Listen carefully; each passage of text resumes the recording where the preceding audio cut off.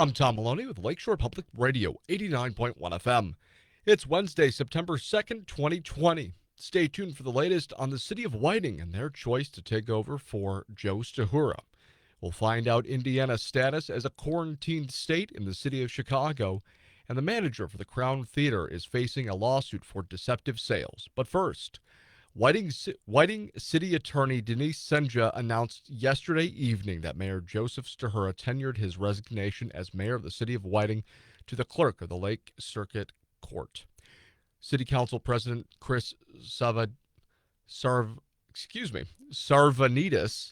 assumes the duties of mayor until the position is filled by a Democratic Party caucus. Stahura will appear in federal court to answer to mail and tax fraud charges in connection with diverting re-election campaign money to his family's personal use. The U.S. Attorney's Office agreed to recommend that he receive leniency in return for his cooperation with investigators looking into the case.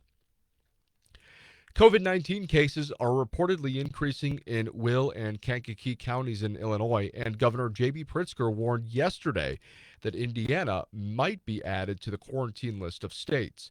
The Chicago Tribune reports Indiana crossed the threshold for the list last week, but the city of Chicago opted to not yet add it to the quarantine order because it had previously lower infection rates.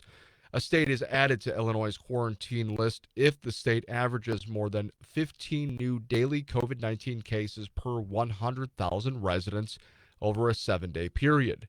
People who have spent more than 24 hours in the high-risk states are required to self-quarantine for 14 days after entering Chicago.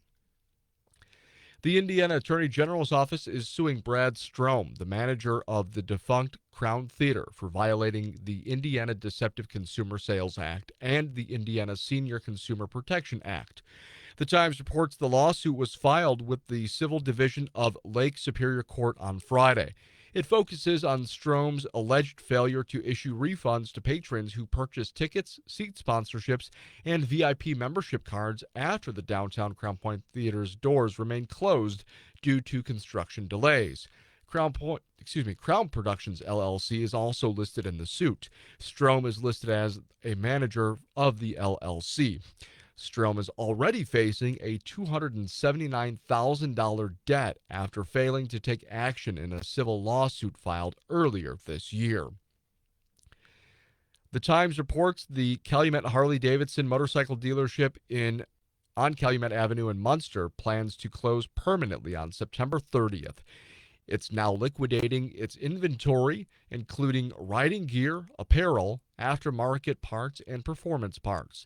The dealership first opened nearly 30 years ago.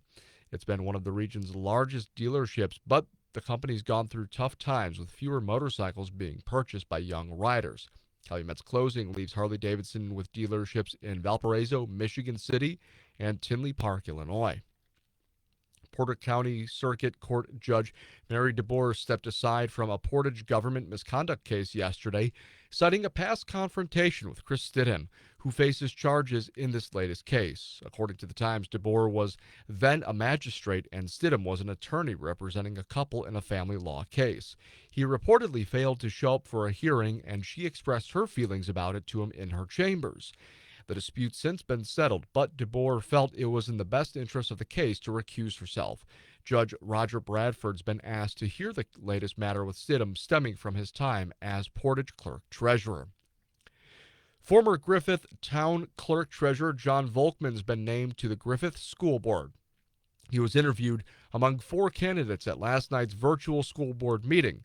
He fills the vacancy left when Richard Lieber submitted his resignation last month. Lieber said he never got the chance to have a break from school items, angry parents, social media diatribes, and tough decisions that no one could have envisioned because of COVID-19. But not everyone agreed with the Griffith School Board choice. The Times reports several parents stormed out of the meeting upon Volkman's selection.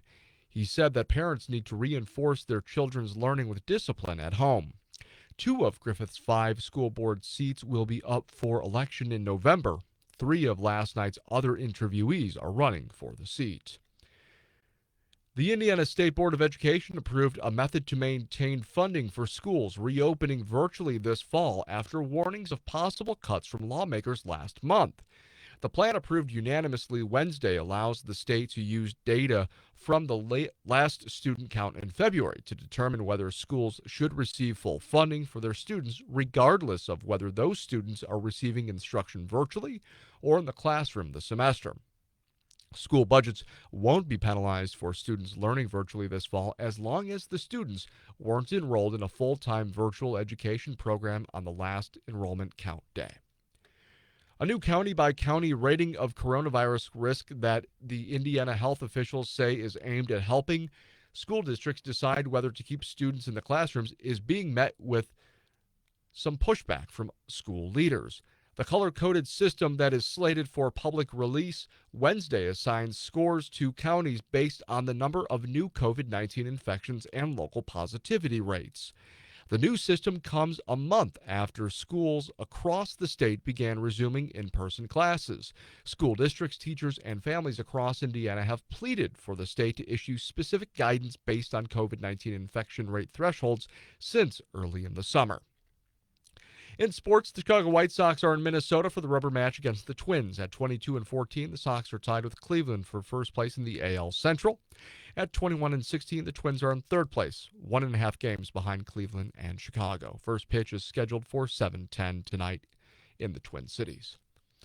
The Cubs are going for the series victory tonight at 6:05 against the Pittsburgh Pirates. At 21-14, the Cubs are in first place in the NL Central, while the Pirates are in last place at 10-23. In high school football, the AP polls are out. In Class 6A, the 2-0 Maryville Pirates are ranked 4th.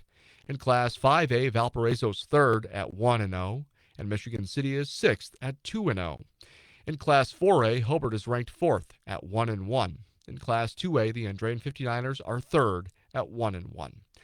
Looking at your Lakeshore weather forecast and an early look at your Labor Day holiday weekend forecast. Tonight, partly cloudy skies, a low near 59. Thursday, mostly sunny, a high near 86. Breezy, though, with wind gusts up to 30 miles an hour. Thursday night, still breezy with wind gusts up to 20 miles an hour. Otherwise, clear skies, a low near 55. Friday, sunny skies, a high near 78. Saturday, sunny, a high near 81. Sunday, a chance of showers and thunderstorms in the afternoon, otherwise mostly sunny with a high near 83. And Labor Day, a slight chance of showers, otherwise mostly sunny with a high near 76. I'm Tom Maloney for Lakeshore Public Radio. This has been your Midday News Update. Thanks for watching, and don't forget to share.